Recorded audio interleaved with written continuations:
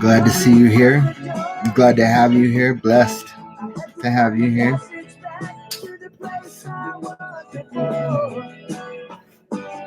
Said the night man. This is important. Program to receive. You can check out anytime you like, but you can never leave.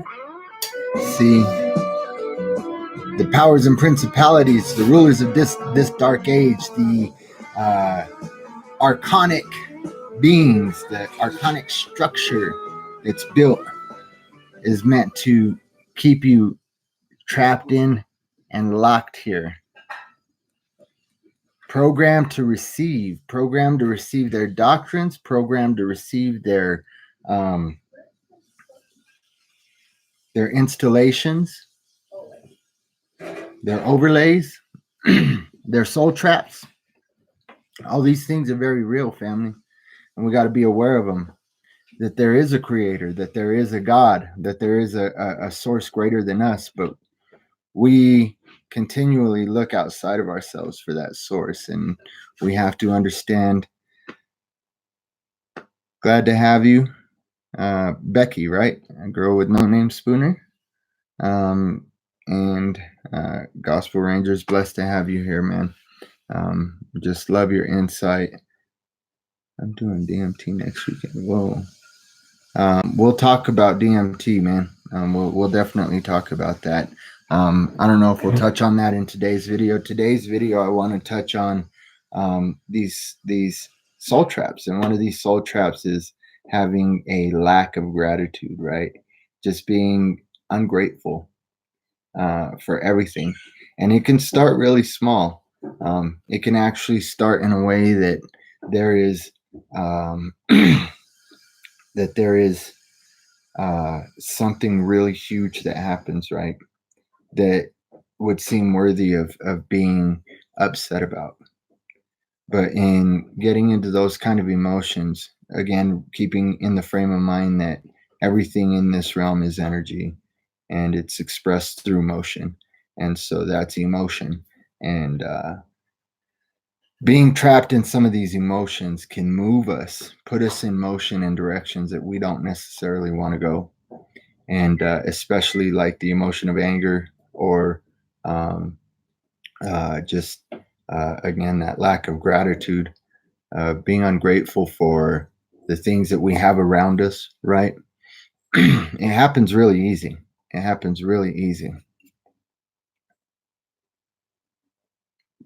Some of these ways can be like, we got some snow here, and supposedly it's going to be the I'm in Colorado, by the way. And so we got some snow here, and supposedly it's going to be the largest snowfall, like the first 6-inch snowfall in over a decade, maybe close to 2 in October. And so it's supposed to be a really hard winter, and this is supposed to be our first taste of it. And I got up this morning to take my daughter to work, and it was freezing, man. It was freezing. I went outside and there's snow. I mean, a couple of inches, and it's not really sticking to the pavement yet, but it's really icy, right? Because it was just in the 70s yesterday. And so everything that's falling is melting immediately. The ice was thick on my window, and I remember days that I would have went out there cussing and just struggling to scrape everything off, and just pissed off, and just really having a really negative, a really bad energy, right? And those days are gone. But I remember the way that mindset, that frame of mind would put me in all day, right? Like all day, every little things that would normally never get to me, never trigger me, would trigger me. But I never realized before that it was my own attitude, my own thought forms that were keeping me in bondage. Excuse me, I just slammed a bunch of water. And so when you start to realize that, it gets to a point where, uh, and honestly, it has to get to a point where you're really in a point of breaking before you realize that it's your thought forms that are controlling you and controlling the way that things are in your life, right? Like you hear all of this talk about you are creators and you have the power to change your own reality and to change your just the way that you feel. To strengthen yourself spiritually, and many people put that off as new age mumbo jumbo, right? Like many people look at it like, man, that's just some garbage. That's heresy. That's um, it's a fad. It's just another religious fad, right? It's just people taking spirituality to a level that's just way out there. But when we look at the fact that everything is connected. And so there's all of these divisions, right, that put science against religion and just all of these different religious views against very varying religious views, and it's just crazy. It's crazy. But if you sit back and you seek truth, and you start to look into these things, you start to realize that, oh well, this is connected to that, and this is connected to that. Much like when I started waking up to these things, I realized that, all right, well, I'm hearing some talk about fluoride being bad for you and calcifying your pineal gland. And that sent me into researching what the pineal gland was. And then that sent me, because I was in being raised up in the pastorate, that sent me into viewing the spiritual side of the pineal gland and the things that were being said about the chrism and Christ consciousness, and seeing that all of these things were actually spoken of in scripture, right? And when you have ears to hear and eyes to see, you can access this information, this supernatural information, this knowledge, this wisdom that many people, again, try to mystify and call witchcraft and just try to demonize these things, again, that the Bible speaks of. And um, we need to understand that there's a ton of truth in scripture. There's a ton of truth in a lot of the other religious writings, but that's the thing. When man took it and made it a religion, that's where we went wrong. And that's where the blind started leading the blind, because they took the lie from the God of the blind, Samael, and Yaldabaoth. And so, again, when we move past fear, we can see that we can control the way that our day goes, the way that our now goes, because that's what we have. We have the eternal now. Um, we have an opportunity right now to look past the things that have happened in our past, to heal from them, and to move past those things, to transcend from those things, to transcend beyond those things, to rise above them things, as the myths of the phoenix rising above the ashes, right? We can have victory over the things in our life that control us. Well, how do we do that, Joe? How do we do that? Well, have a heart of gratitude. Have a, like, when you say thank you, are you saying it because you were programmed from the time you were a little kid to be polite and say thank you when somebody does something for you? And in this day and age, is who's really, how often do you see people saying thank you? I think it's great when you do. And I think that as things are shifting, you do see more and more people doing that, just like you see more and more people going the way of just being in bondage to these emotions. And a lot of this comes, family, like in the form of feeling overwhelmed, just feeling like I have way too much to do, and just keeping your wheel spinning, and it gets you in that negative mindset and that ungrateful mindset that I'm just overloaded. And so you have to take time for self. You have to go within, and you have to breathe and center yourself. And a lot of people would look at that as going into your prayer closet and praying, seeking source, seeking the creator, seeking the Father, seeking God, whatever you want to call it, because I think God encompasses all things. And so he's uh, source energy, the um, the absolute, right? The beginning and the end has no, you can't put it in a box. And so, we have to seek that within us, and understand that it is in us. And we have that power to change our thought forms, to break the chains of the thoughts that keep us in bondage to that negativity, because that negativity, it can cause a lot of like a lot of disease in your mind and in your heart, and then it causes disease in your body. Yes, exactly.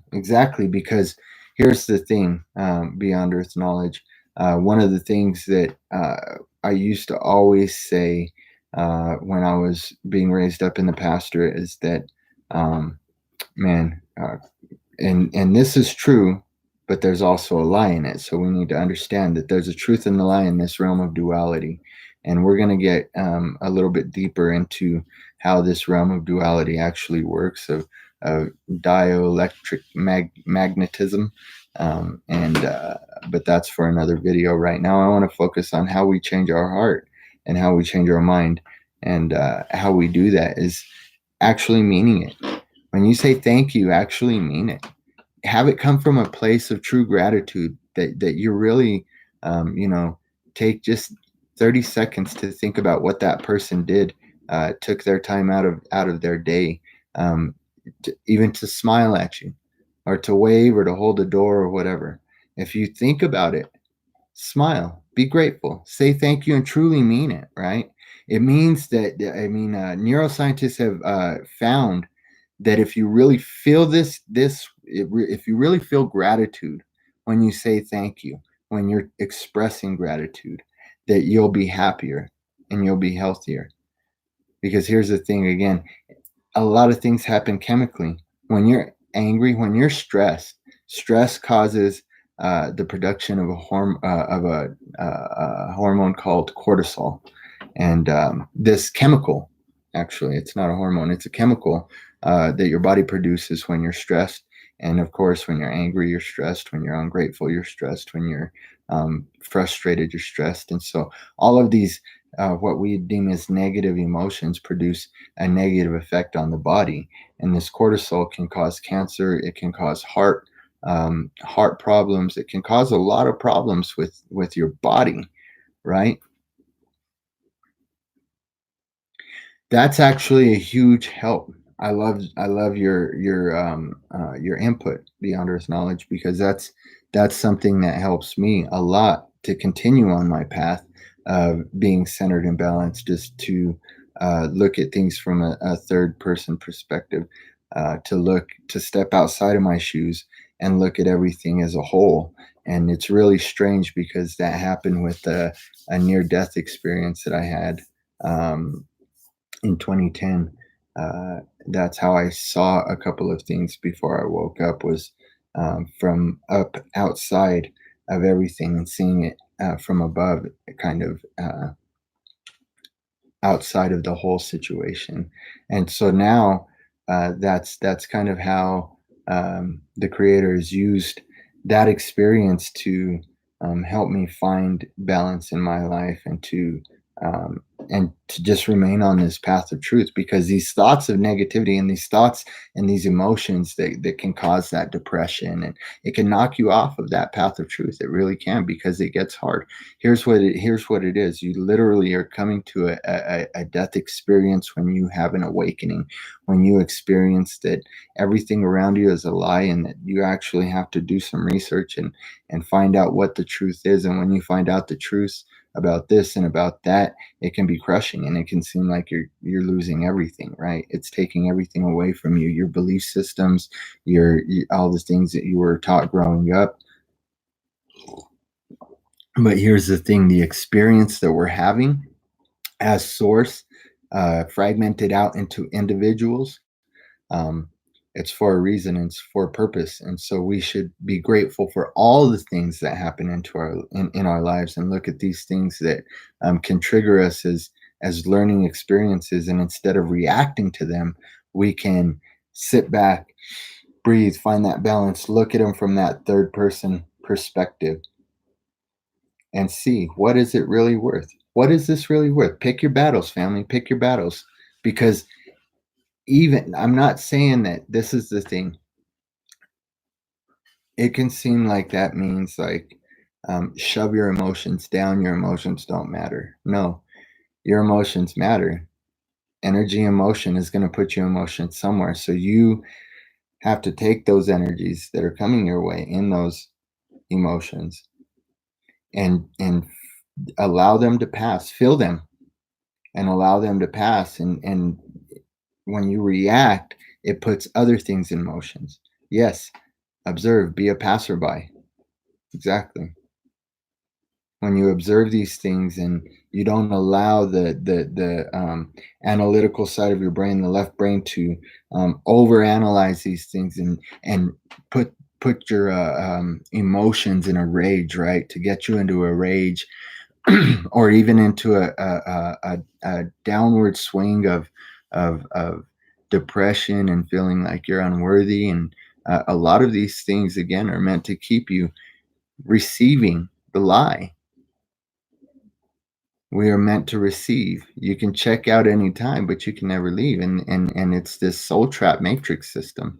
And it's fed by the energies that we give it when we're moved by the energies that are sent our way, because all of these things are recycled. They all come back to us. And so, we need to understand that these things, the regular practice of expressing gratitude, of being grateful for the things in your life, grateful for the people in your life, and telling them, it's not a fad. It's not some new age mumbo jumbo.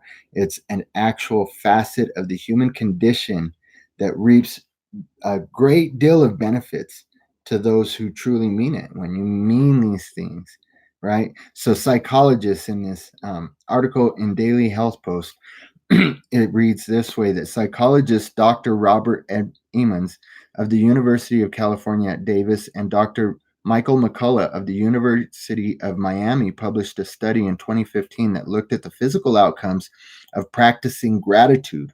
1/3 of the subjects in the study were asked to keep a daily journal of things that happened during the week for which they were grateful.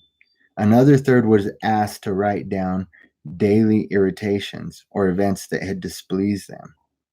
The last third of the group was asked to write down daily situations and events with no emphasis on either positive or negative emotional attachment. At the end of the 10-week study, each group was asked to record how they felt physically and generally about life. The gratitude group reported feeling more optimistic and positive about their lives than the other groups. In addition, the gratitude group was more physically active and reported fewer visits to a doctor than those who wrote only about their negative experiences. So it can affect you negatively on so many levels, family. We got to understand this. Let's have that heart of gratitude and show it. Let's express it, right? Other research into physical effects of gratitude report even more tangible results. Focusing on the positive and feeling grateful can improve your sleep quality and reduce feelings of anxiety and depression. Furthermore, levels of gratitude correlate to better moods and less fatigue.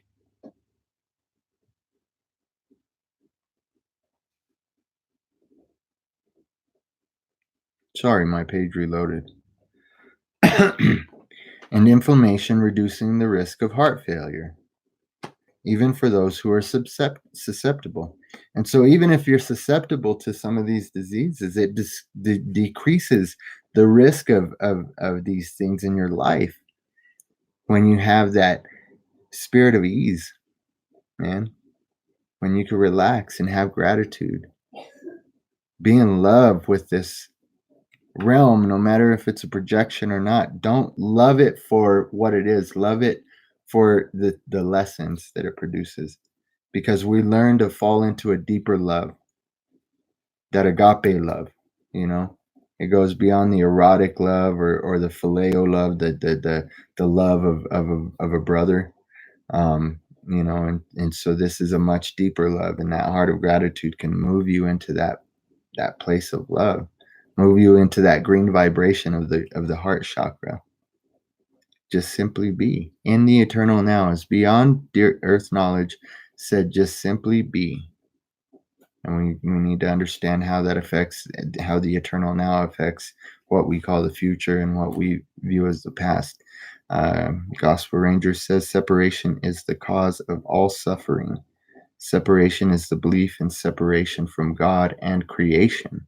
Suffering programs the subconscious mind and body to live in a state of suffering and lack.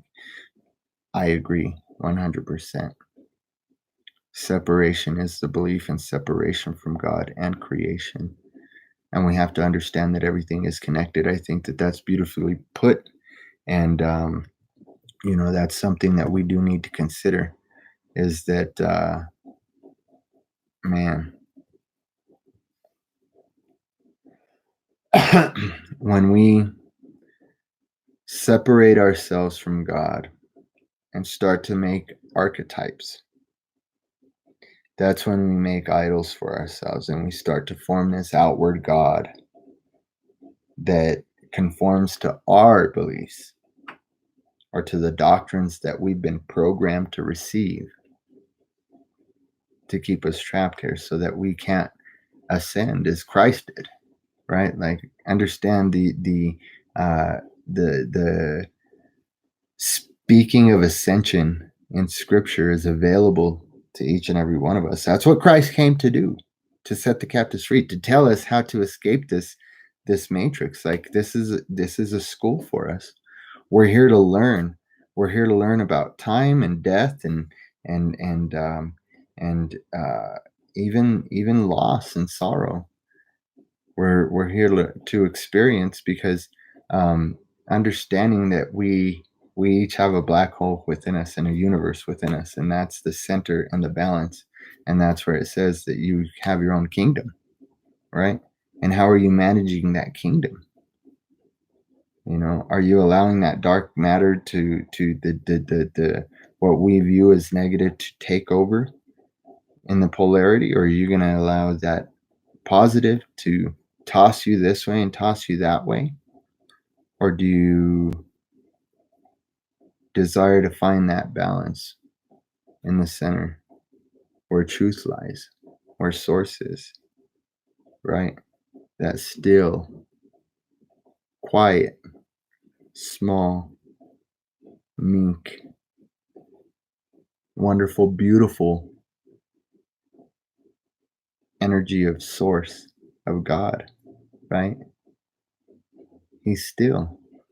He's not tossed about to and fro by any of these things. He's not moved by any of these things. And we should not be moved by any of these things. I love that, Gospel Rangers. I love your insight, man. That's great. Yes, it is true. It is true. And this is where seeking truth can lead to find things out like this. Loving God with all your heart, mind, soul, and strength, and your neighbor as yourself is an Aramaic idiom describing a state of being that sees no separation. And why is there no separation? Because you are I and I am you. We are all from source, fragmented out into individual consciousness is. And so as we have this individual consciousness, we begin to become self-aware and understand the subconscious and the subconscious, that we are actually,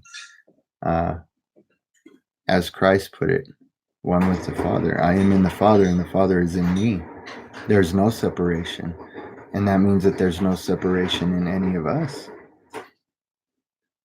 You're my brother. You're my sister. You're source like I am. We have the same DNA and genetic coding. And the enemy is trying to change that by giving us programs to receive, by keeping us in that state of mind.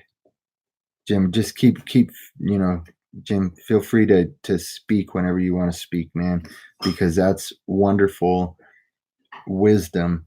Like Beyond Earth Knowledge said, that's Christ mind state. That's the Christ consciousness. And when you hear truth and you begin to resonate and vibrate in that frequency. Even let me tell you, it says in scripture that Christ descended to the depths of Hades, right? That he descended to the depths, and so, or descended. And so he descended to this realm and even to the lower vibrational frequency realms that exist below us. And he came to let us know that we are one with the Father. And when it says in scripture that his sheep hear his voice, that vibrational frequency of the Christ consciousness in one another will go to the depths of hell, will go to the depths of Hades, and pull that which is lost and burning spiritually. Like, we go through these things here, we experience these things here.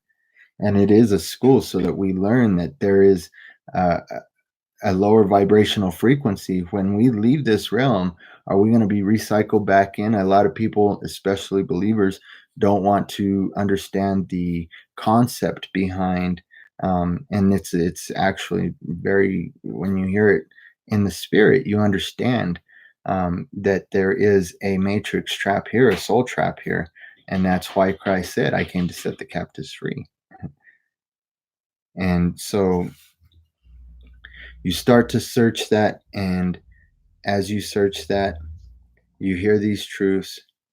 The universe, source, the Father, brings you these truths, and understand that that father mother energy, that feminine masculine energy, is part of that whole finding the middle way, right? Because you have a masculine and feminine, a very analytical and creative, a split in yourself. And so you have to bring those things together, make a connection, a bridge between the heart and the mind.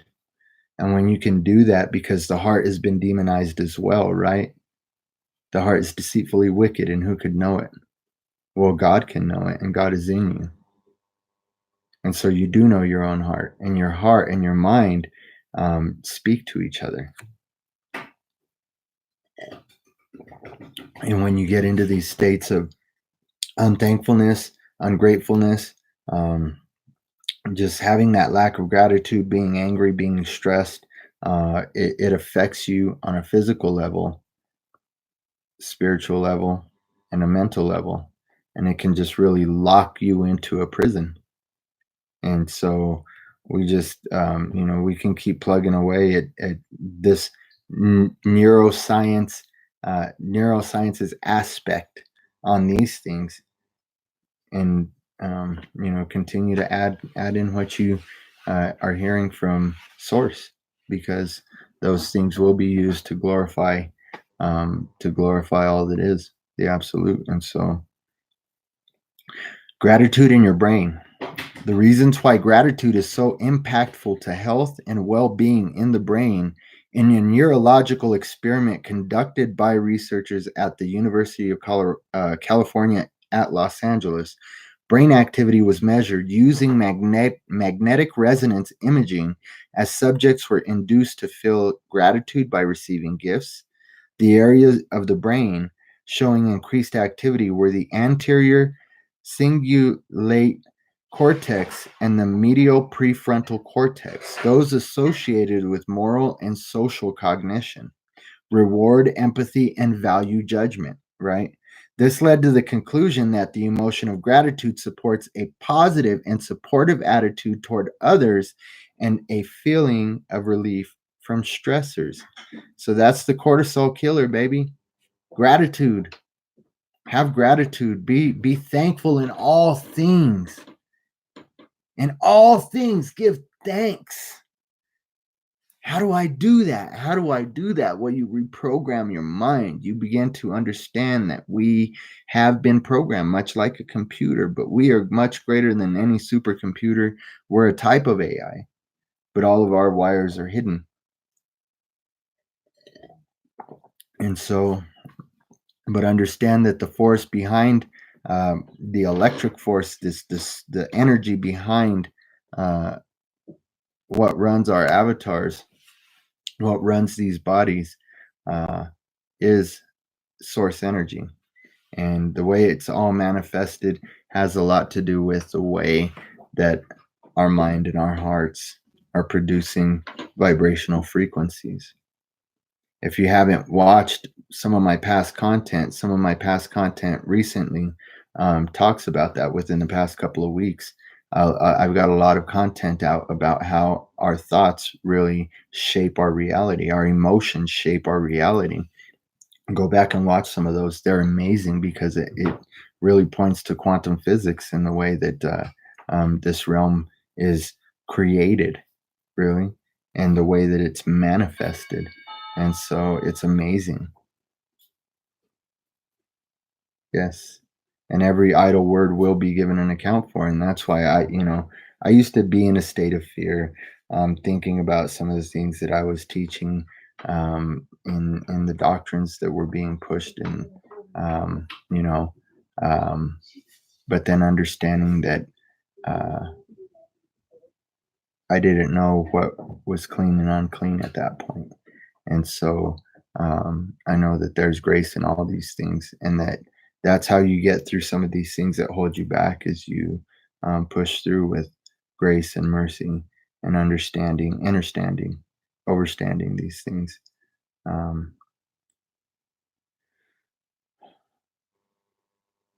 Got to watch what we say, because our words and the vibrational frequencies combined with our emotions do put things into motion, and it manifests things. And if you are aware, if you're being aware, family, if you're really uh, awakened, if you're awoke, if you're any of these things, if you have the spirit of discernment, the spirit of truth in you, you understand and you see that that there is a shift, and that people are being torn um, one way or the other, right? More into the light or further into that darkness. And we have control of that. We do have the free will that's spoken of, and we do have the power to overcome. Like Christ said, you're going to face tribulations in this world, but be of good cheer, because I've overcome this world. So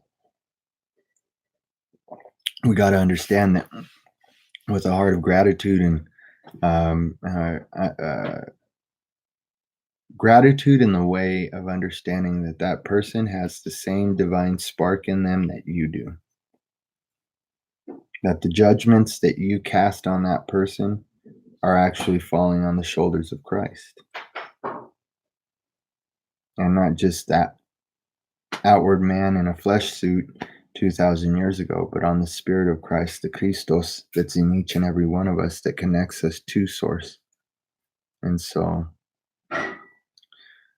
we need to understand that these things are all connected, and that they play off of one another. The physical and the spiritual. I said it in one of my recent videos. I'm not sure if it was from an interview on a different podcast. I've been asked to be a guest on a few different podcasts, and so. But anyway, oh crap! I forgot what I was saying. Somebody in the chat remember what I was saying? I'm sorry, I got thrown off track.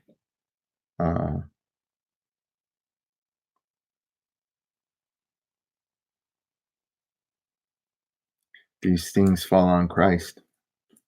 They fall on Christ in you. And so we're actually judging God when we're judging other people.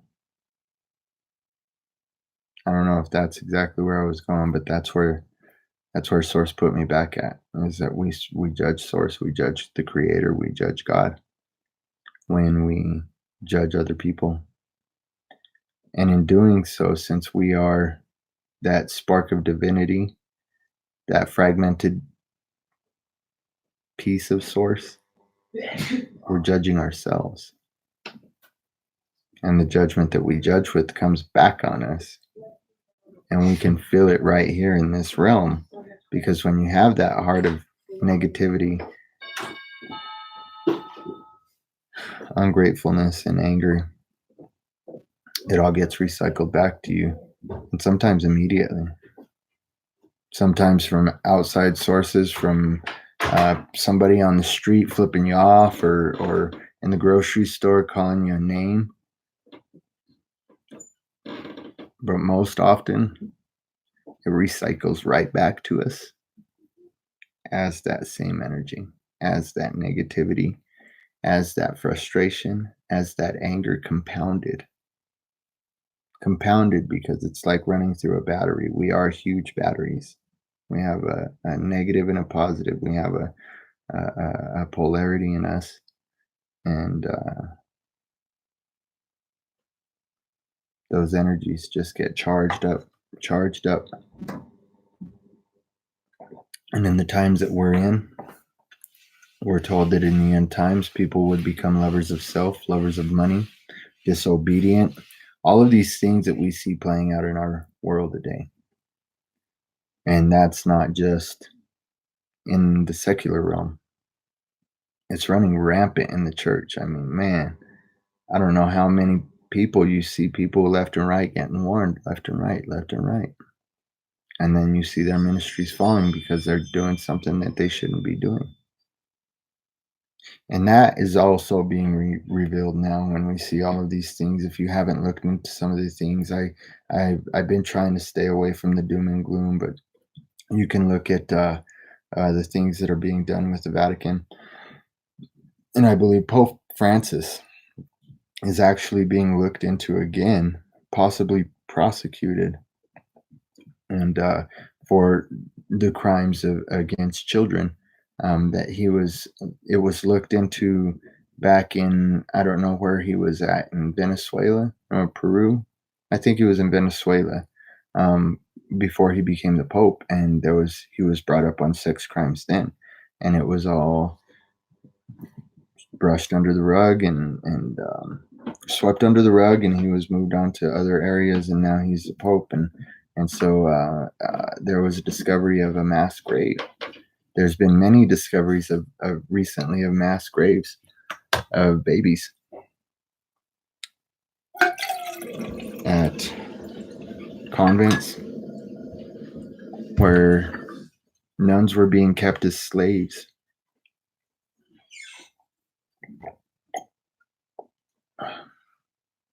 They were being kept as sex slaves. And some of these children were being used in ritual sacrifice. Some of these children were being sold off into trafficking, sex slavery, sold off to the elites for sacrificial rituals. And these things are coming out. And when we see these things in the Roman Catholic Church, again, that division, everybody wants to divide, divide, divide. Understand that these doctrines that we have in the modern church, a lot of things that we are running to in these mega churches where there's just all this technology that is being used to keep people in a state of hypnosis. When we're doing that, we're rejecting God, and we're putting ourselves back into that position of worshiping an outward God. Where the only God that I see in scripture demanding worship is Yahweh, Jehovah. And these are two archetypes that are made to be the same, but are actually separate beings, separate energies. And they're not the source energy. They're created. But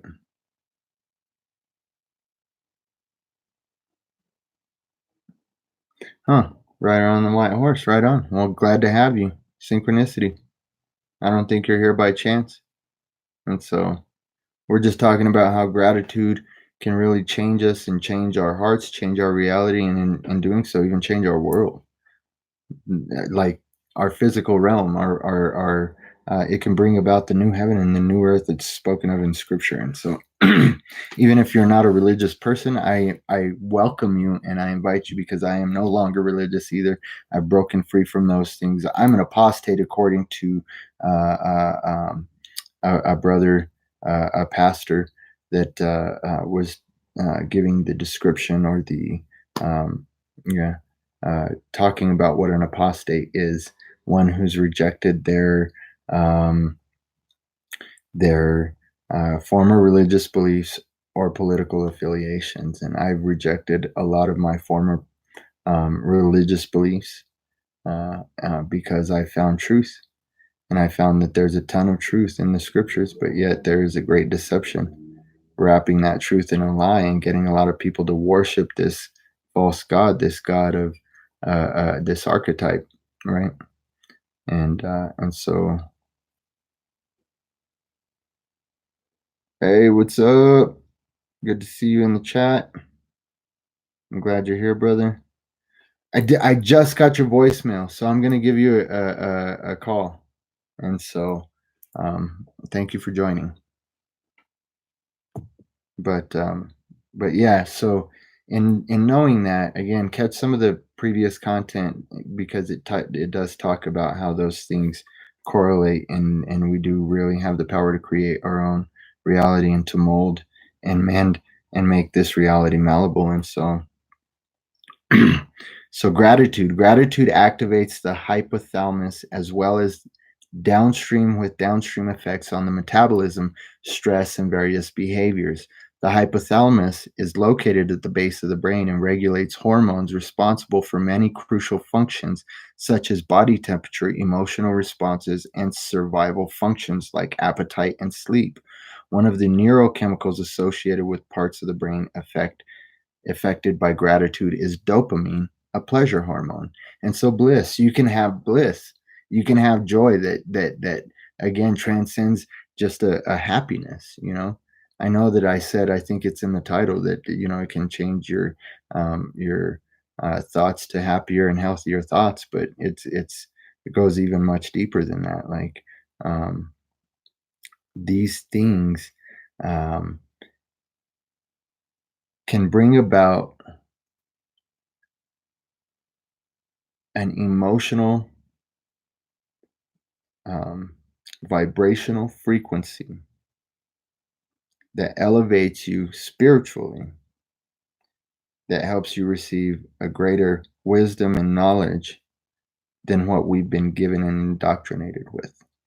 And so therein it can further your awakening because here's the thing, when you're starting to wake up to these things, you're gonna go through what many refer to as the dark night of the soul. And it means that a lot of things that were repressed in your mind and your subconscious begin to come to the surface. Old emotional traumas, even some like physical traumas, anything that you've repressed, again, and the things that you've learned, having to cut cords with the old indoctrinations and the old thought forms that have been put in there. It's really um, it's really breaking.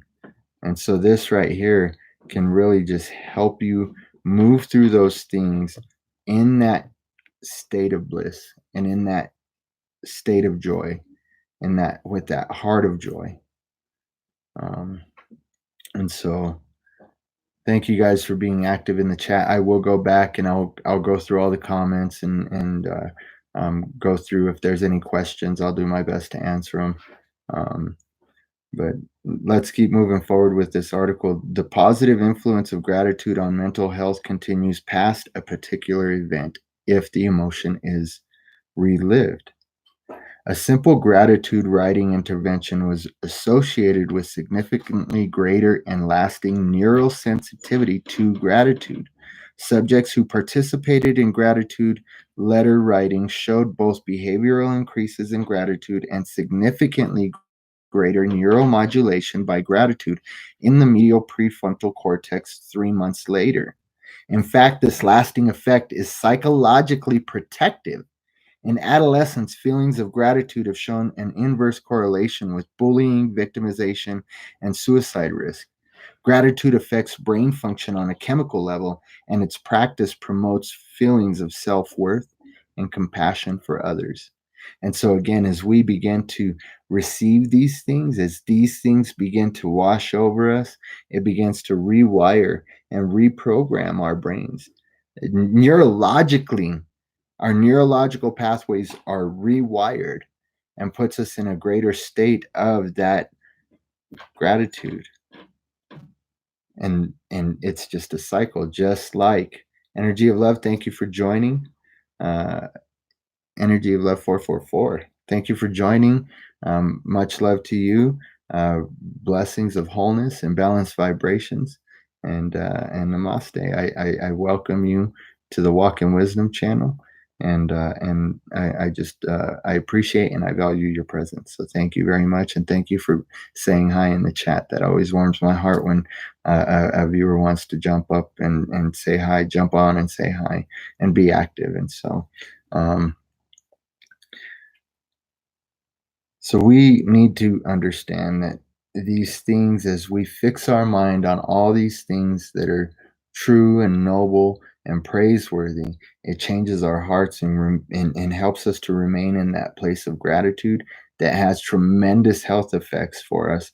And again, tremendous mental and spiritual effects. So it helps with all of these things, these waves of energy that are coming in that are causing us to um, basically what's happening is the light is being shown into the darkness, and man cannot comprehend it because the deeds that they do in the dark, they love.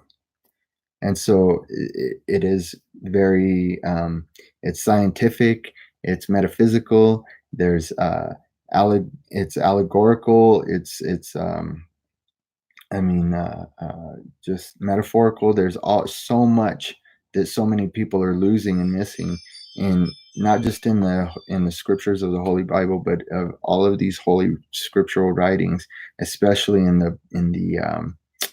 uh, in the books that were taken out, in the wisdom and the knowledge that they've tried to hide from us. And so, we need to understand that gratitude affects the brain function on that chemical level, and it does promote those feelings of self-worth and compassion for others. And that compassion, here's the thing, I know I keep stepping away from the article, but that let me just finish this portion and then I'll touch on that. But think about that. It promotes feelings of self-worth and compassion for others. Keep that in mind. We can perceive and experience gratitude in its many characteristics in a very broad spectrum. Openness and willingness to experience gratitude affects not only the individual, but her or his interpersonal relationships. A common strain in relationships is caused by repeated negative feedback by one or both partners with offsetting gratitude. And so, coming back to the gratitude affects your brain function on the chemical level, and it promotes feelings of self worth and compassion for others, and how that correlates and what it has to do with relationships.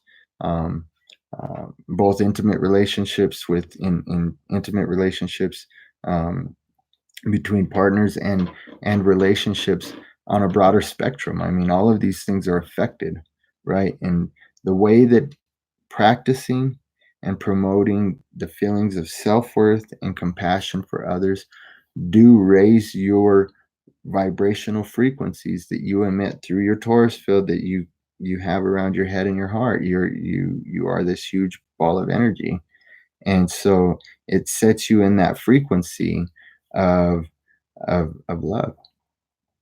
That compassion sparks. I mean, you'll feel a greater compassion when your heart chakra is open, when you're vibrating at that level of that green energy of the heart chakra, um, that it does bring about a greater compassion for your neighbor,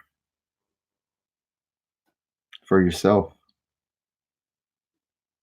for the ego, for the things that you struggle with, the things that we have hard times forgiving ourselves for, the things that we're not even sure that we're not even aware of that we're holding against ourselves. We can overcome those things, and when we overcome those things, again, those vibrational frequencies go out into the ether, out into the absolute, out into the universe, and it affects everybody in this realm. And so as the shift is happening with the cosmic clock, and there's new cosmic energies coming in, don't think it's new agey. Again, go watch some of my previous content.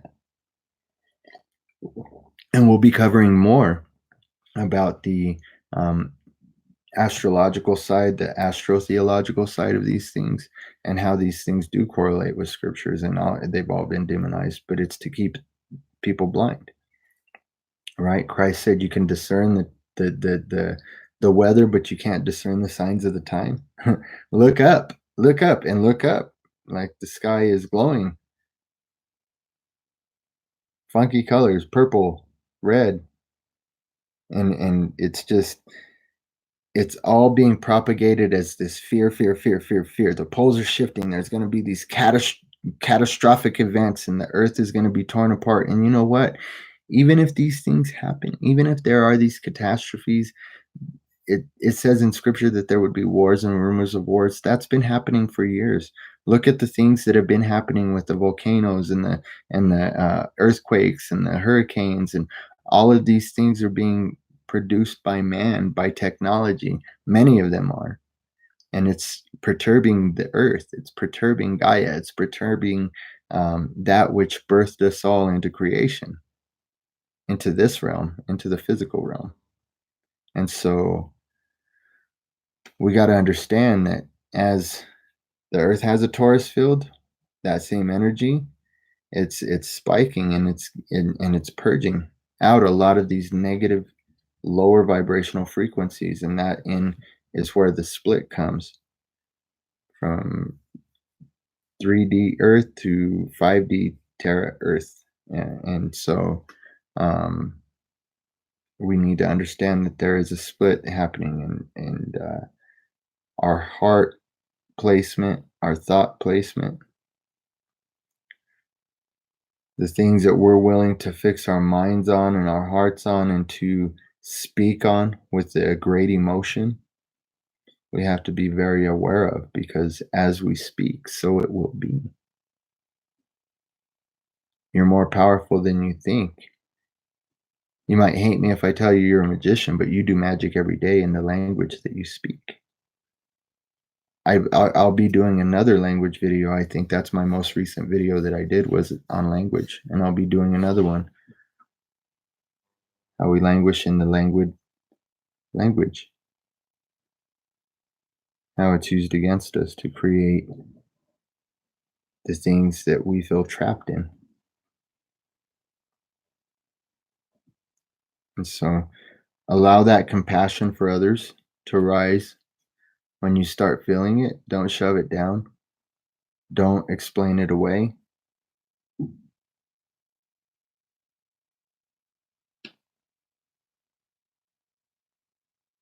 I'm loving the activity. We're gonna be going through this stuff. We're gonna be going through your input, family, because I want you guys to share what helps you. Share what helps you. What's gotten you through these things, and don't just share it in the chat, but share it, man. As your heart chakra opens, allow that energy to continue to rise and open your throat chakra, because then you can speak your truth. And when you speak that truth, there's an empowerment in speaking that truth, and a confidence that comes about, and a strengthening, right? And so I want you folks to talk about what helps you, but also I want to share some things that I think would be very helpful for you guys if you're not already doing these things. Just some tips to help you take control of your thought forms, to take every thought captive, to test all things against the spirit of truth,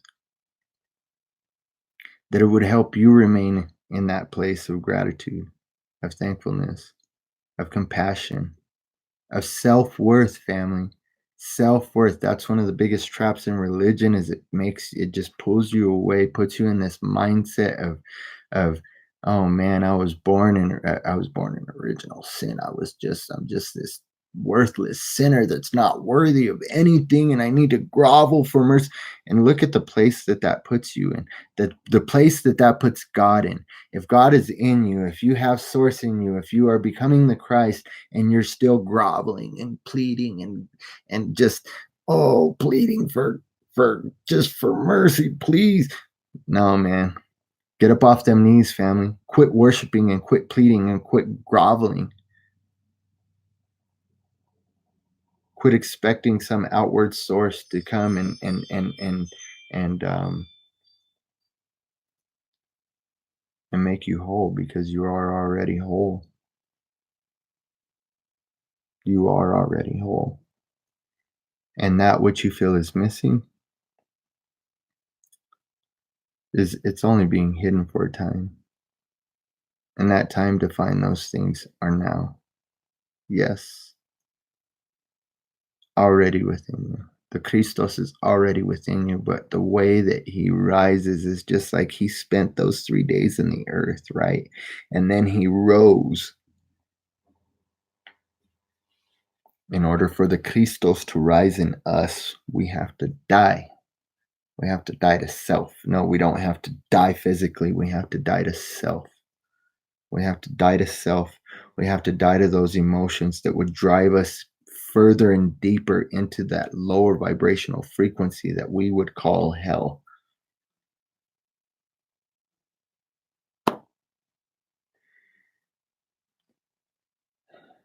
Let's take ground, baby. Let's take ground, family. Let's take some ground back, some things that'll help us, some things that help me, some things that'll help you. And some of these things I actually got to start doing again, because this first one I've really lacked on. I really haven't been writing a lot of stuff down. I've been doing a lot of research, but I haven't been journaling. And so journaling is a great way to help solidify the thought form of gratitude in your mind, to rewire your brain and your heart connection to receive and to put out nothing but gratitude and compassion and self-worth. So list at least 3 things that you're grateful for in your journaling time, whether it's before you go to bed or when you get up. But here's the thing, I think that it's great to do before you go to bed and when you get up. Just like it's great to meditate and set intentions before you go to bed and after you wake up, because it solidifies that thought form of gratitude and of love, right? It helps you remain in that place of feeling the safety, right? Your rod and your staff, they comfort me. Though I walk through the valley of shadow of death, I fear no evil, right? Write down the things that you're grateful for. Write down the things that the people that you love, right? Write down all of these things and keep track of them. Like focus on them. Philippians 4 says, "Let us fix our mind on all of these things that are praiseworthy, right, and true and noble, and all of the things that Christ are." And so focus on those things and know that those things are you, and those things are your neighbor, even if they're not on display. That divinity is within them. And so write down the things you're grateful for, the people that you're grateful for, whether they're big or small. And you can write down more than 3. The more that you can think of, the more that your mind is being set on those things, and the more just repetitive. That's how they brainwash people. Repetitiveness is the easiest form of hypnotism, is to just repeat these things. And so you take that and you reprogram yourself, and you repeat these things by giving affirmations and being grateful for yourself. And to love yourself is to love your brother and sister. To love yourself is to love your neighbor. And to love yourself is to love God with all your heart, mind, soul, and strength.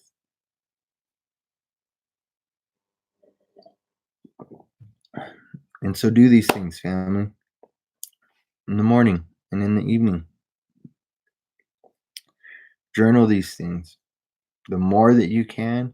And I know that literally some of us can go on for hours and hours. When we start actually thinking about the things that we're grateful for, we could go on and make a list, an endless list. And so make that endless list, family. Make that endless list night and day. And when you're not writing and journaling, continue that list in your mind. Fix your mind on those things. Don't just write those things down, though, family. Another way is to tell people in your life what you appreciate about them, how much you appreciate them. Express that gratitude. Express that gratitude. I'm grateful for you, Dory. I'm grateful for your encouragements. I'm grateful for each and every one of you. I'm grateful for your ear. I'm grateful for your you giving me your attention and your mind and your heart and just considering these things. Yes, write these things down, especially in those times. That's exactly right. That's exactly right. Write these things down when you're coming out of your awakening, when you're coming out of the sleep state. Write all of these things down.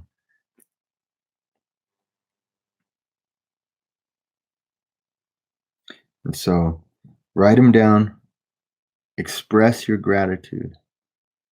Tell the people that you love them. That's a practice in my house that, you know what, many people might think that we just say it just to say it. No, man. I tell my family I love them when we're leaving. I tell them when we hang up the phone. I tell them just throughout the day. Walk through the house. Whether it's my daughter, "I love you, my baby JD. I love you, my son. I love you, D. I love you, baby. I love you, Stephanie. I love," I just express that to people. Express your love for people. Express your love and express it through action as well. Express that gratitude by showing it in the little things. I know you guys do. You guys put it. You guys. I know. My wife just commented, "We all love you," and I know they love me because I can be an ass sometimes. Man, I can be a very difficult person to be around, and I know that my energies aren't always at the um, elevated vibrational frequencies. People want to. That's why I say in my videos, don't ever put me up on a pedestal. Um, I'm not enlightened. I'm not a god. I'm a god in the sense that I have God in me, but I'm not anybody's god to worship. And so understand that we are all one, and we all uh, um, originate from the singularity that we refer to as God, and that we need to love each other and we need to love one another. And so I'm very thankful that my family loves me through the difficult times, because um, the difficult times are the things that drive us to the awakening, or it can drive us further down, And so um, when we feel those things pushing us down, family, we need to rise above, because we have that power to overcome in us. And so that's what this is about. Tell everybody how much you love them. Tell people how much you love them. Tell yourself how much you love yourself. Quit judging yourself, judging myself and others. It happens. Move past it. Here's the thing: how long will you allow that to remain in here? Because when you allow those things to remain in here, then you're giving space to things that are beneficial to you. You're removing that area of thought that um, that can really help you grow, and you're allowing something to take its space that's that's destructive to you, and that judgment is destructive to you. And judging others, we've talked about that as well. And so the easiest way is to remind yourself that whatever you've done, it doesn't define you, including judging others and judging, because I think that's the biggest cycle that I can get into, is I can be a real prick, and then I can just start just that energy just cycles, because I start seeing it in myself. Especially if, here's the thing, a lot of times when we start getting into that mode of name calling or fault finding, um, our mouths really tell on ourselves. They really do. They really do. And so if you get pushed into that area that none of us want to be in, watch yourself. Mind yourself. Watch yourself from a third party perspective and listen to the words that are coming out of your mouth and ask yourself, am I doing any of these things that I'm speaking? Because I find a lot of times when I'm going off and throwing accusations and fault finding, man, the creator shows me, dude, you're doing those very same things. You're really looking in a mirror, bro. And so regardless of what kind of validity there is, you know, which really what validity is there if we're all forgiven, if we're all to love one another and love covers a multitude of sins, then why do we allow these things to capture our minds like that? I love that, Rick. It only defines you if you let it. We decide. We can judge or choose not to. It's beautiful. We also don't have to condemn ourselves, and um, that comes with, it's a learning process. But that cycles just like the negative energy, just like the things that keep us in captivity, the things that break us free from these things cycle through as well. And so when we don't condemn ourselves, we don't condemn others, we can break free from the condemnation that the accuser brings, and we can stop playing that role of devil's advocate and being the accuser and throwing those accusations and causing that negativity, right? You're reinforcing a negative thought form when you do that. And that's one of the biggest regrets that I've had in all all of my fights, but especially with my wife, is like saying things that only solidify the thought forms that are not beneficial. That are not beneficial, right? And it even brings back traumas from other situations, and like family, we got to consider what we're doing when we're speaking these things, because there is power of life and death in the tongue. And so um that's funny. Right around the white horse, instead of being an asshole, I'm usually the whole ass. I used to say that all the time. um that's ironic that you say that. That's funny. um that's my saying, man. And so, but yeah, let's remain in that heart of gratitude, and instead of fault finding and seeking to tear others down with our words, when we have that, because again, it happens to all of us. We all get pushed into that emotion of being unthankful, or having something trigger us, right? Without realizing that it's something in us that we have to deal with, that trigger. Even if it's valid that, you know what, that person was being a prick, that person was being what they did was uncalled for and it's unacceptable. You know what? All those things can be true, family. But where are you going to allow it to put you? Are you going to allow that to control you, to put you into that cycle of, and that negativity can turn into a downward spiral, man. And all of these energies feed off of each other. And so that anger can turn into depression, and that depression can turn into a despair, hopelessness, and things can just get darker and darker, family. And so let's lift each other up and lift yourself up. If you've said things to somebody, go seek forgiveness. Don't be prideful. And don't think that it's showing a sign of weakness that you're saying that they were right and you're wrong. No, man, that forgiveness is for you, because you're forgiving yourself, and in seeking that forgiveness from somebody else, whether they forgive you or not, you're doing the footwork that needs to be done to set your heart right and to forgive yourself for the things that you've done to yourself and to others, because those things are things that we carry, family, regardless of whether or not you want to admit it. They're things that we carry. And so I seen a comment earlier in the thread in the chat of taking that backpack off, and it's something that Derek Bros, Global Witness, an analogy that he uses that I've heard used before. I know a lot of people who love Derek, and it's a great analogy. I know that um, he likes to use it a lot, but that backpack that we can carry the things that weigh us down. Um, it helps not just lighten it, but it helps you pull it off, throw it over the cliff, and you don't have to go back down there and pick it back up. And so I love that analogy, and I love that Derek uses it that much because it is from a movie, uh, but but yeah, and definitely something that we need to understand that um, we carry a lot of things around with us that are unnecessary. The unnecessary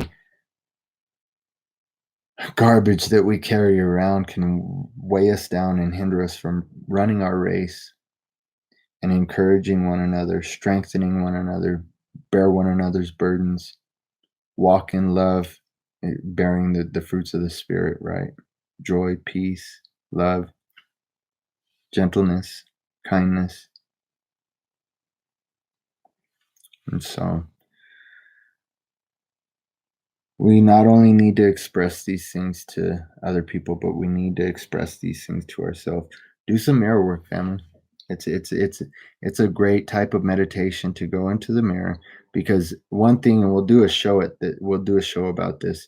Um, mirrors are portals. Mirrors are portals to another dimension, and so it is a way that's used in various uh, rituals and practices to invoke energies that we would call demons or spirits or even angels, because there is the beneficent and the maleficent um, side, the duality in all things. And so, but in that mirror work, look in the mirror and look at yourself and look in the eyes and tell yourself with the right emotion and the right feeling affirmations, right? Think about the things, and just one quality. Start with just one quality that you like about yourself, something that you've accomplished, whether it's huge or it's a small accomplishment. It's something to focus on that can set you in that mindset of gratitude, that heart of gratitude. And so you have to be grateful for yourself. Be grateful for what God created, because God is in you. Be grateful for God in you.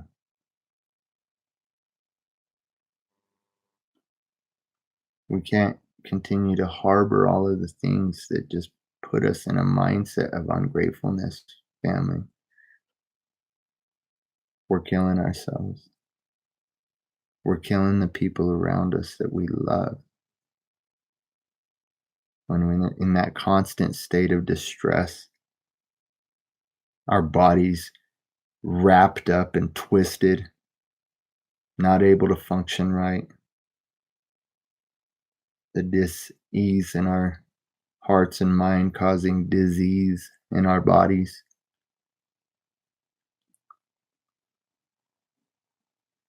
It says in Revelation that one day he would wipe away every tear from our eyes and death would be no more. Neither would there be any um, crying or sorrow, right? And that day's upon us, family. These energies that continue to come in, emitting that photonic light that's bringing about the truth of the Spirit who declares all things to us, the revelation, the apocalypse. It's upon us, and it's not something to be afraid of. Fear is another one of those thought forms that's going to drive you into this heart of stress and anxiety. It's in one of the old videos. It talks about how the DNA coils up and tightens. It just coils up and tightens, and it stresses those things out, and it doesn't allow for those new connections to be made because DNA is being activated. And so that's the reason for all of this fear porn and all of these thought forms coming out now, because as these things are being purged from our earth and from our bodies, our minds, our spirits, they're being revealed. And so it's going to shake a lot of people. And some of us already know this, having gone through this spirit work and the shadow work. It reveals the demons that you house inside of you, the demons that guard those chakras and keep them closed up and spinning, the ones that we're taught to fear, that only this sky daddy has power over. No, you have power over them, because he's giving you every inheritance of Christ is in your heart right now, because you are Christ, because you're the Christos. But there's a process, that awakening process, that going down into the ground and waking up. Exactly. Apocalypse means revelation, no negative meaning. I've got a video on that as well. That one's a short one, like 7 minutes. It's not. It's negative for those who don't want you to know the truth, that our bodies will be changed. It's already happening. DNA is being activated. People are healing. That faith, that's even less than a mustard seed, is bringing about healing in so many people. It does come by way of perception. And that's why they're shaping and molding perceptions in the way that they are now. All of these things, there's so much going on, and there's so much being revealed. I mean, there's so much talk in mainstream media, and I don't watch TV. I do research online, and I do come across some things on Facebook and on YouTube, and I do cross-reference and check all of these things. But like, a lot of the Illuminati and the occult symbolism is being revealed for what it is. I mean, I'm going to make a video on this one soon about this new conversion of Kanye West and his album Jesus is King, and how it's actually, you can look and see that if you have eyes to see and ears to hear, that there is a lot of Illuminati symbolism in it, Freemasonry symbolism in it. The color of the album, the numbers on the album, that it's just where he might perform. I'll do another video on that, but a lot of these things are being revealed and people are seeing them, and a lot of people are remaining in that comfortable lie because they don't want to do that work of facing the fact that there is all of these things going on. I mean, pedogate has revealed so much regarding adrenochrome and cannibalism of babies, and that's the real basis behind trafficking, and Department of Social Services being involved in that, and the CIA doing 9/11. Like, all of these things that were conspiracy theories are actually being confirmed as fact by our own government and by science and by just all of these many different ways that these things are being revealed and confirmed, and people are still refusing to see the truth. And that's wherein the says, scripture talks about rejecting Christ, and Christ was the way, the truth, and the life. And so if he's the truth, if you're rejecting truth, you're rejecting Christ. So adrenochrome, Becky, is something very deep. I'm not sure if you're ready to go down that rabbit hole, but it's very gut wrenching, and it's very sick. It's there are a group of people, these Kabbalistic leaders, use babies, and they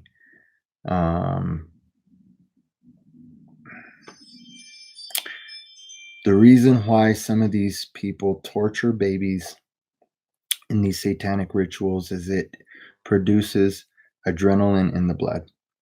And the more adrenaline in the blood that it produces, it gives them a high. They drink the blood.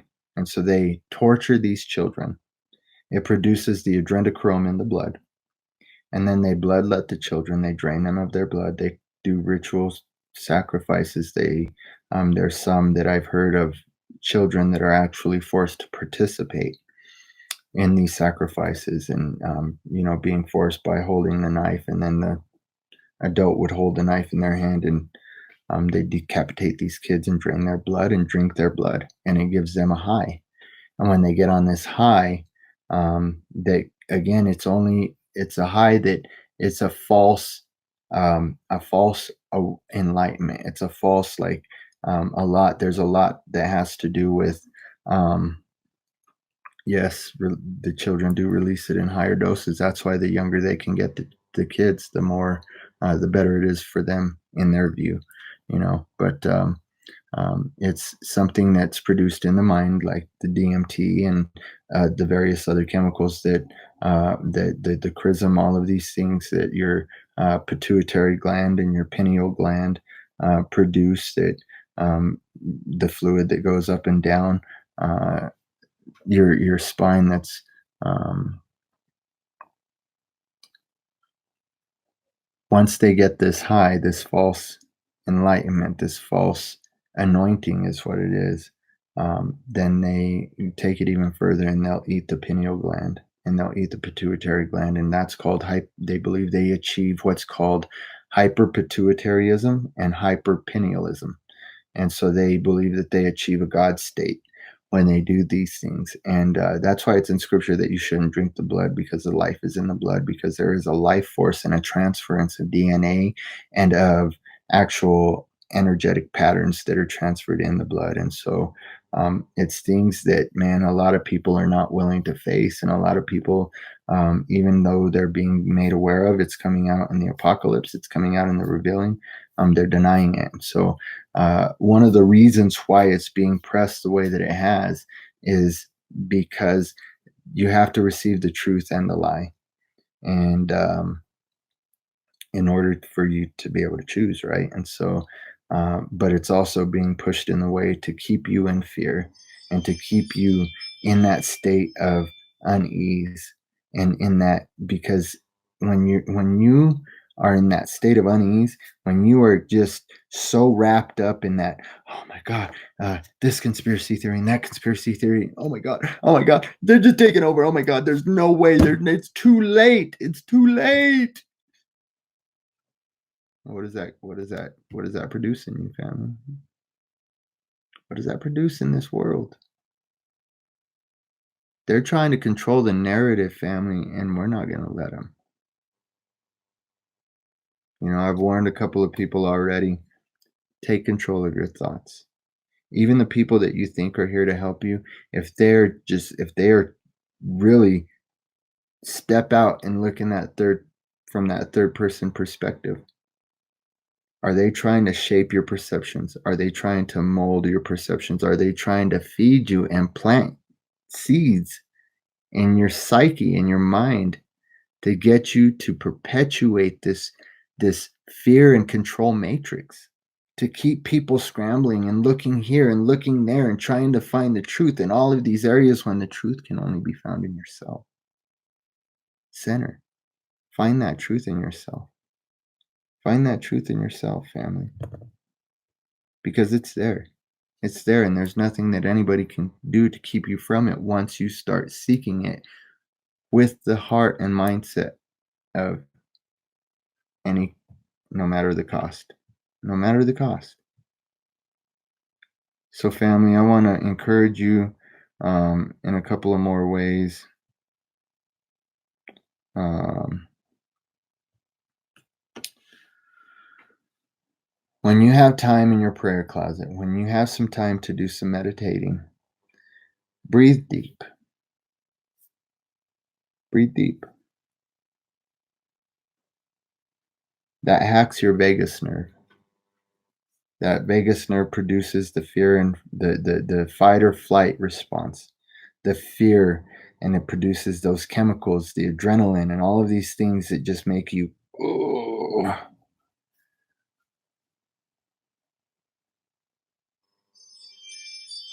Yes, good now. Yes, good to see you, brother. It's really good to have you joining us. All of you guys. It's great to see you guys active in the chat. But so as we close out, family, do these practices. Inhale, inhale, exhale, exhale deep. Fix your mind on those things that are true, that are lovely, that are of good report. And then tell yourself those affirmations, fear less and love more. Fear less and love more, right? That'll get to the root chakra. That'll start that journey because fear, everything is based and rooted in fear. That is the root of all things, right? But the root of all knowledge is the Tor or the toroidal field. And so we'll do a video on that, but understand it's about energy. So that fear keeps you trapped. That fear energy keeps you trapped. Doesn't allow you to get into that place of love, because what is love? Love is being vulnerable. Love is having compassion. Love is being empathetic, and being empathetic means you take on other people's energies, right? And that is scary. Complain less, appreciate more, set your heart into that place of gratitude, right?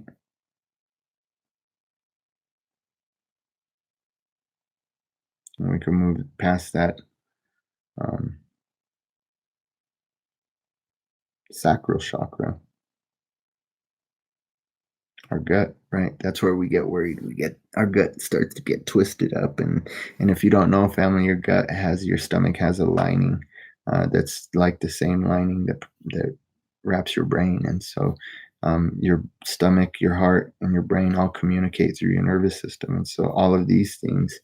That's what your chakras are, is your endocrine system, and how they interact with your nervous system and your organs, and produce these chemicals. And so everything is spiritual, family. Everything is spiritual, even these physical aspects. And so do these things as you're breathing in. I am fearless. I am love. And don't be afraid of this. This is much more than just prayer, and it's much more than symbolism in Hinduism or anything like this. All this represents putting your hands together, like if you're praying, put your arms straight, put your hands together, and put them in front of your chest. And all that represents is the duality, your two minds, your left and right brain, taking that middle path, joining this duality and understanding it. And so don't be afraid of that. Breathe deep and tell yourself those things. I'm grateful for all that I am.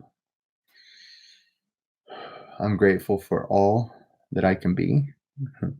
You know what I'm saying? Appreciate more. Get past that root, past that sacral. We got to get past these things. Watch less and do more. Right? Observe. Be a passerby. Don't get caught up in the duality and of judgment. Right? Open up that solar plexus chakra. That allows that energy to start to flow freely. It helps you to analyze things and respond rather than react, right? And that will allow these energies to move up to your heart chakra. The green chakra, vibrate at that chakra of love, baby, because that will burst open every other seal. It'll burst open every other seal, and you'll be strengthened and empowered by judging less, by accepting more, accepting reality, accepting duality, accepting these truths that are so hard to receive, accepting the fact that, you know what, some things are out of our control, but accepting the reality that so much that we think is out of our control is actually much, much more in our power than we think. and so accept that. When you accept that, man, it opens up that heart chakra. You vibrate at that energy of green, that green love energy, and you just are able to accept things as they are and be in the eternal now, and be a passerby and observe things and find that center in your life, right? And again, when you do that, it cracks open the other seals, and it just opens everything up, right? Your throat chakra, It helps you as you learn to express your truth. It helps you to also learn when to close this, when to close that throat chakra, when to listen more, when to receive, because in receiving, then you can analyze and know how to respond, how to answer, right? How to speak. Then that will move up to your pineal gland, that purple chakra. Let that light of the purple majesty of the robe, of the purple majesty of the, just be clothed in that purple garment of majesty of the Christos. Frown less, smile more. Let that light shine through you. That light that you are, don't hide it under the basket of of of self-condemnation anymore, man. Yes, violet. Because the purple is the crown chakra. And so yes, violet. And then that will lead you to the chakra, the purple, the crown chakra. Think less and feel more. And don't allow these feelings to move you. None of these things will move us, right? And so that is where you begin that journey of deciphering every piece of encoded wisdom, knowledge, and understanding that's locked inside of your DNA. You think less and you feel more. Allow those emotions to pass. Feel them, observe them, and then you know how to respond. And so, family, in all these things, find forgiveness. Forgiveness for yourself and forgiveness for others. In your time of meditating, practice Hapono Ono Ono. It's an ancient practice of forgiveness. Tell yourself in meditation, beginning with yourself, I'm sorry. Please forgive me. Thank you. I love you. Do those positive affirmations, working through those colors of your chakras, telling yourself, I am. Use those I am statements. I am able, I am capable, I am abundant, I am mighty, I am more than a conqueror. I am that I am. Understand those things and trust them. Do the journaling. Express that gratitude and express that gratitude to yourself, family. If you take all of these things that I've told you in these videos and do them for a month, do them for a month, family. Just what have you got to lose? Do these things for a month, and I guarantee it's going to change your life. And in changing your life, it's going to change your reality. In changing your reality, it's going to bring about the new heaven and the new earth. And so, family, I love you. I wish you nothing but blessings of wholeness and balanced vibrations, and recognize that divine spirit in you. If you guys do want to stick around, I will go through the chat and go over some of these comments. There's some great comments, but I need a quick bathroom break. So give me 5 seconds and I'll be right back and go through the chat. You guys can chat amongst each other. But I do want to go over a couple of the comments that are there.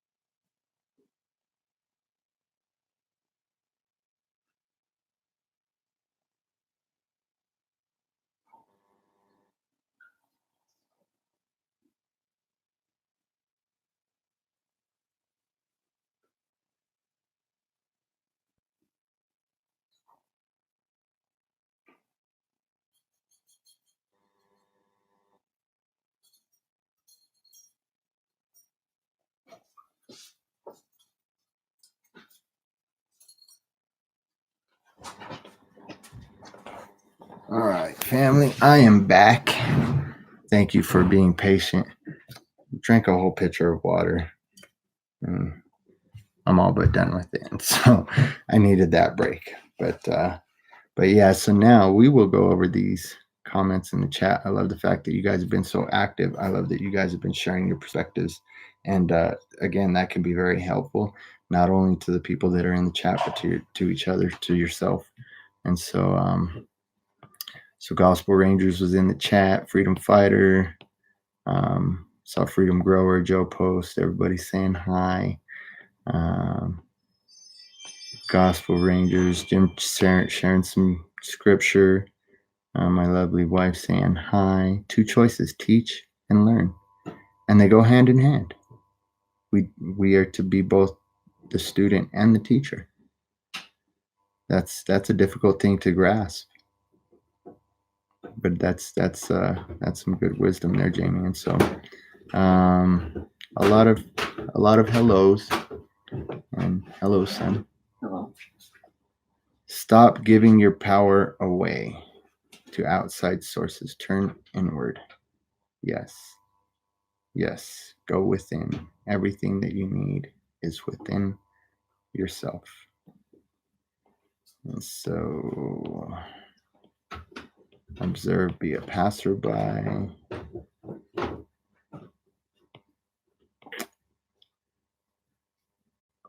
The state of being births gratitude in all circumstances. This openness allows the creative glory of the Father to flow through you.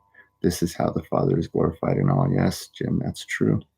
That is a great statement, man. I love the wisdom being dropped here in the chat. That's Christ's mind state. Yes, beyond earth knowledge. Again, such great wisdom being dropped in this chat. Love ourselves and remove ourselves from negativity. Yes, Dory. That is exactly what we need to do. We got to remove ourselves from that situation. Only we have that power to control ourselves, right? To take every thought captive. And so, forgiving self is easier said than done. Haunting in a way, it's made to seem that way, Jamie. It can be very difficult. It can be very tearing, very breaking, but it's so freeing and brings about such a great joy. In scripture it says that the pain endures in the night, right? But joy comes in the morning. And so when we have those tears, understand that there's a joy coming that's right around the corner. And in that self-forgiveness comes a great joy and understanding that man, it's so empowering, and it is so strengthening. And so continue to seek that for yourself, brother, and I'll be praying for you and lifting that up for you, man. So, Coinky Dink, I think not. I think not either, Rider on the White Horse. I'm so blessed that you were able to join. Let's see. No coincidence that Dory was eating ramen either, huh? Cutting wood. Man, you were just busy all the time out there, huh? Rick, I do want to get together with you, chat, and I'll give you a call here in a bit after I end the thread. I need to go up and grab a bite and see the family, but I'll give you a call here in a bit, and same with you, Jim. I'll give you guys a call because I want to talk to both of you guys, and I'd love to connect. And so, same with you, Jamie. I know I got to give you a call.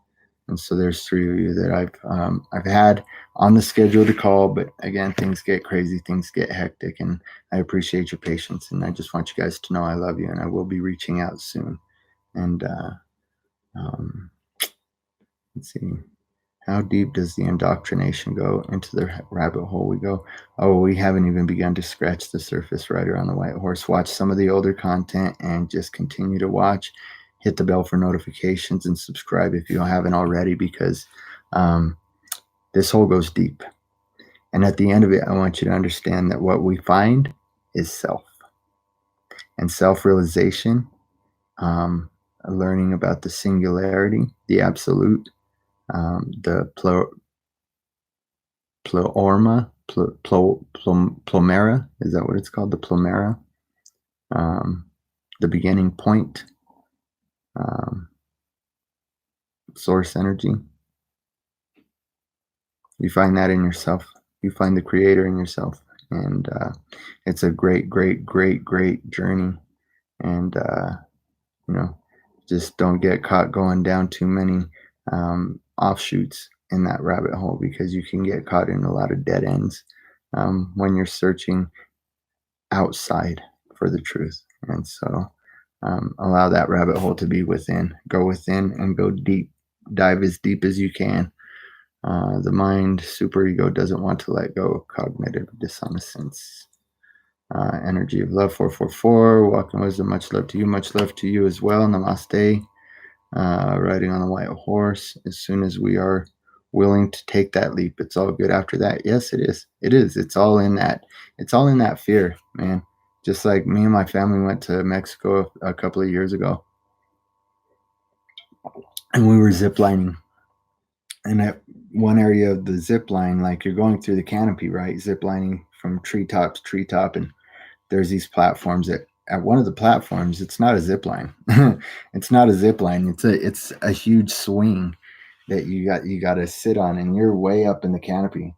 And I mean, it just drops you down. You got to step off of the platform. And so that like, I think out of my family, I probably was the one that struggled with it the most. I would like put one foot off and be like, oh no, no, no, no, no, oh no, no, no, no.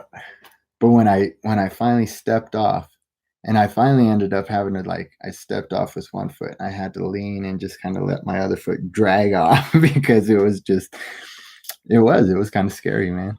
And so, uh, but once I finally went off the platform, man, and took that leap, it was just exhilarating, and it was amazing. It was an amazing experience. And I saw that there was nothing to fear, nothing at all to fear. It was all up here. It was all up here. And so don't get caught up in those thought forms of fear, because once you take that leap, it's all good after that. I appreciate that wisdom. Throw your backpack off the cliff. Yes. Yes. Thank you, and love to all in the chat. Yes, definitely. Love to everybody in the chat. 444. The Nagamati is a great resource story. Thank you for showing the love, family. I really do appreciate it. Does the mind of Christ have a sense of self, or is that ego? Something I've been contemplating. Well, I think that the mind of Christ is separate from ego. I think that ego drives us to finding the mind of Christ in us. And even, I can't wait to do the show on, what is it, the superior brachium, and the image of the crucifix, the man on the crucifix, and the head of that man looking like a ram, and the Christos and the anointing, and the what is it, the claustrum, and the fluids that's produced in your spinal fluid, and by your glands, and the metaphysical aspect, and the physiological aspect of the Christ in us. And so that'll be exciting. But I would say that the mind of Christ has, the mind of Christ is what drives us to that self-realization that we are more than the ego, and that we are one with the singularity. I and the Father are one. I can't do anything apart from him, right? And so I think that in that contemplation, that's great. That's great, great contemplation, and continue in going inward in that, Rick, because I think that I've said it before many times, kill the ego, kill the ego. Well, the ego plays a very essential role in getting us through um, and surviving the traumas that we experience, right? And so we don't want to necessarily kill the ego, but we don't allow the ego to control us. And that's wherein the Christ mind comes into play, because then as you allow your mind to be renewed, that renewing of the mind, right, that transforms you to the mind of Christ, then allows you to see the ego for what it is, and harness its energy and manipulate that to get you through these things that are coming that require a learning curve and that's why I seen it in the comments as well. Like, if something don't resonate at first, take it and put it on the shelf, because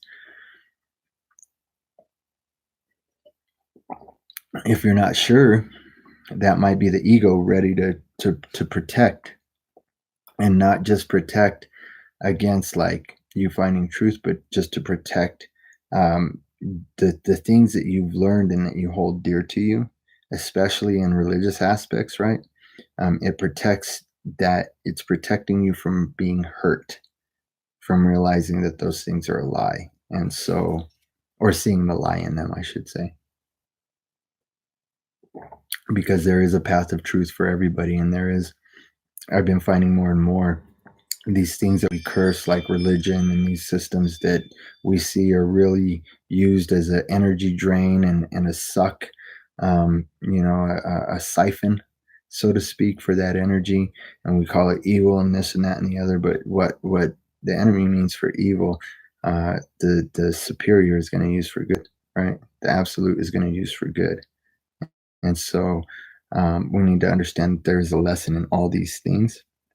And as I've come to continue that contemplation myself on the church and the energy siphon that it is, and the light trap that it is, understanding that many are being called out of the church, and that comes by his sheep that hear his voice, because the truth is being spoken in the scriptures, even though they've been twisted by the Roman Catholic Church, by the Jesuit order, by the various Roman leaders who came about with the various canonizations from the Council of Nicaea all the way to the Councils of Trent. You know what I'm saying? And so, kind of getting off track there, but we realize that Christ is in us, and that God is in us, and that we are source, that source is us. I am the Father, and the Father is in me. I am in the Father, and the Father is in me.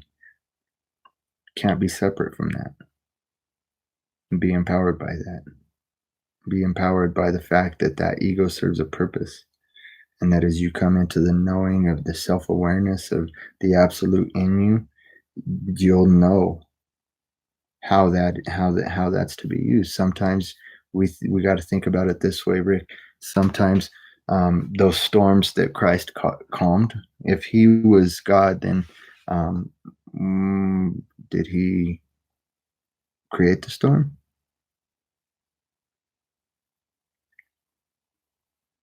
And if so, what did he create the storm for?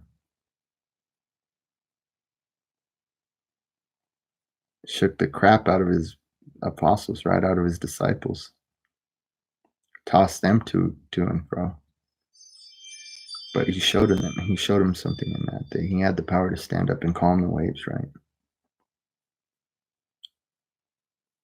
And so he was teaching them something through about their ego and about the ego in general, that sometimes you create a storm so that you can calm it, because the truth is uncomfortable. And when people hear the truth and it resonates on that genetic level, on that cellular level, and it makes them uncomfortable because they've been at a specific vibratory frequency all their life, they can get really angry and it can cause a storm. But then you have that wisdom and knowledge through not allowing the ego to control you and to trigger you, but to control the ego and know how to calm that storm. And so I love that. I love that contemplation, man. Continue contemplating on it, Rick. I love that, bro. I love that. See, this is why I like to read through the chat. That is some deep stuff right there. And all that can be revealed through that. And so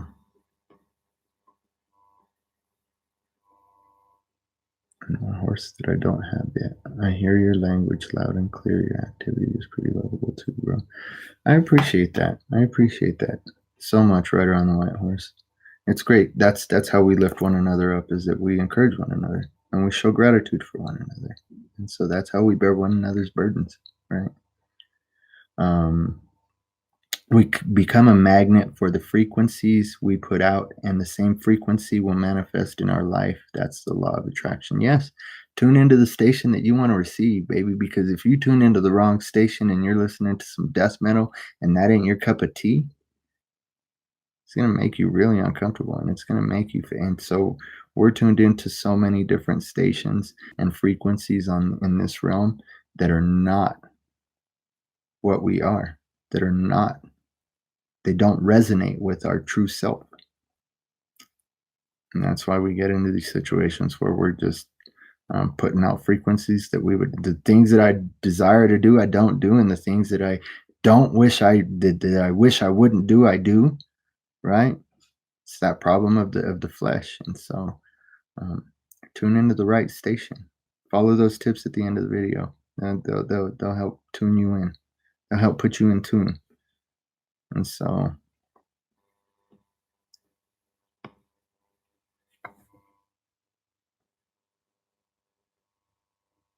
love is all that helps me, us all. Yes, love always helps. Love is the greatest of all of these things. And so to love yourself is to love your brother and sister. Touched on that one, especially when you come out of the awakening. Touched on that one. It only defines you if you let it define you. We can judge or choose not to. It's beautiful. We also don't have to condemn ourselves. That's it. I just felt like I had to reread that one.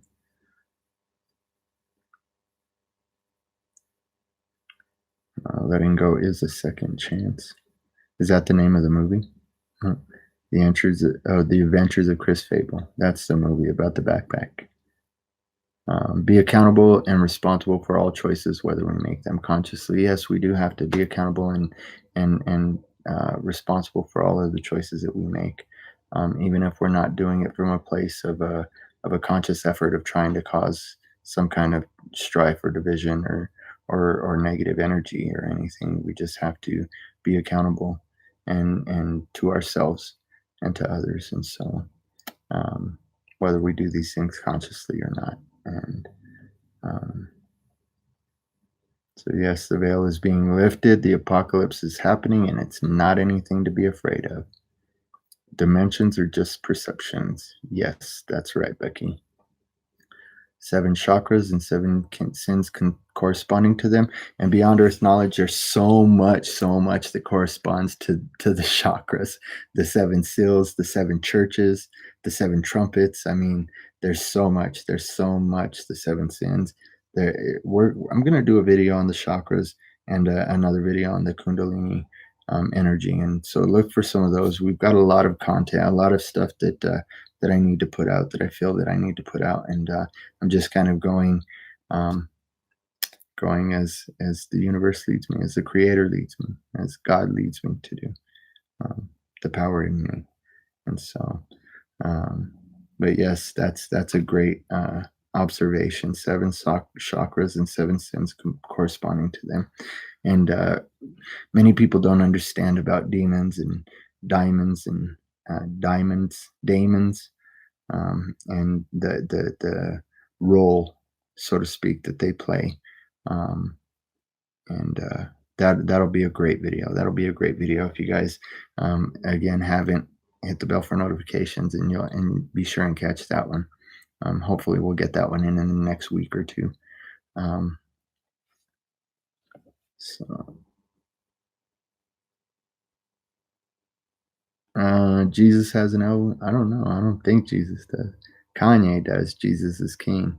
And we'll talk about the deceptions in that in a video. Maybe I'll do that video tonight. It'll be a little bit shorter. It's just going to break down the Freemasonry symbology that's being revealed on that album cover, and how we are actually being moved into that time of somebody worshiping a false Christ, somebody in a meat suit, a person, right? And this person will have a spirit that is yeah, that's a deep one as well, so we'll go into that one. Definitely. So what is that?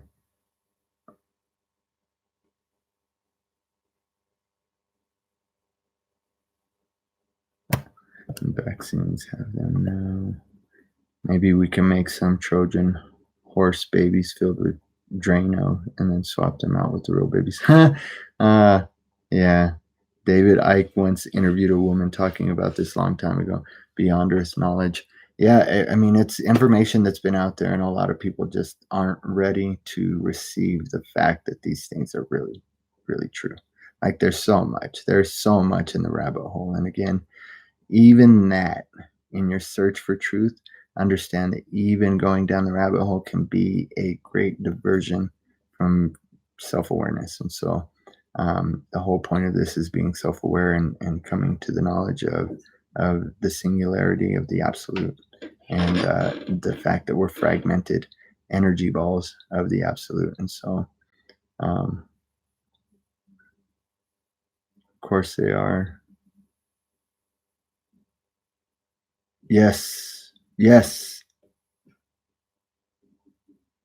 Yes, such good advice. Good now. I'm not mourning. I appreciate that, Digi. Um, I'm excited. I want to get back on your show too, dude. I think that you and I, you probably had a lot of questions and just some things, some topics that you wanted to touch on that I would be just blessed to be able to be on your show again. And so um, I did hit you up. I sent you an email. Uh, Rider on the White Horse said the 144,000 are here. Now get your ass to work. And that's what we're doing. We're working. We're here. We're here. We're standing up. We're speaking, and we're working. And so understand that the remnant is here, and we are speaking, and we are changing this reality, and we are bringing about the new heaven and the new earth, as Christ said would come about. And so bear each other's burdens. Yes, Rick, that's some of the best wisdom that we have in that book. We become a magnet for the frequencies we put out. I spoke about that. Tune in. I'm at peace. Good. That's good, man. I'm glad to hear that, brother. I am happy and thankful. Oh, these are for the affirmations. Yeah. I guess I should have been trying to watch a chat while I was going through the show, right? Yes, I am at peace. I am happy and thankful. Yes, do those affirmations. I am affirmations. I am affirmations. Do those, family. Do those. Popeye the Sailor, man. Toot toot.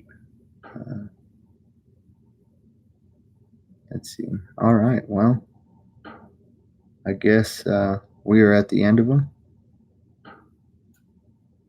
Balance, yes, it will eventually. Evil inverse of live, of live. Yes, evil is the inverse of live. And man, I got a whole. We can do probably 10 shows on anagrams and just the different meanings in these words and the ways that this language has been twisted to make a dark language that keeps people not only hypnotized but in bondage and giving up their liberties unknowingly. And so, and that's spiritual as well. Right now the work for the vessel, for them to capture the vessel, is underway, but the work that's begun recently is the work for them to capture the spirit and understand that they can't do that because we are the all. We are source fragmented out in these meat suits. And so, family, I appreciate all the love. Matthew 10:16, great stream. Thank you, Rick. Love you, man. Eyes to see, 7-Eleven, great advice. Applying these gems makes it much more difficult for others to steal your peace. Yes, don't let anybody steal your peace. Don't let anybody steal your crown. Remain in that place of gratitude and of love. And family, we've been going 2 hours now, so I'm going to let you guys go and get on with my day. Let you guys get on with your day and remind you that you are worthy and you are forgiven and you are great. You are great. You are mighty. You are all that the Father is, all that the Creator is, because you are a fragmented piece of that source. And so, family, love yourself, love others, right? That's the work that we're here to do. Love yourself, love others, wholeness and balanced vibrations. Namaste, Soul Tribe.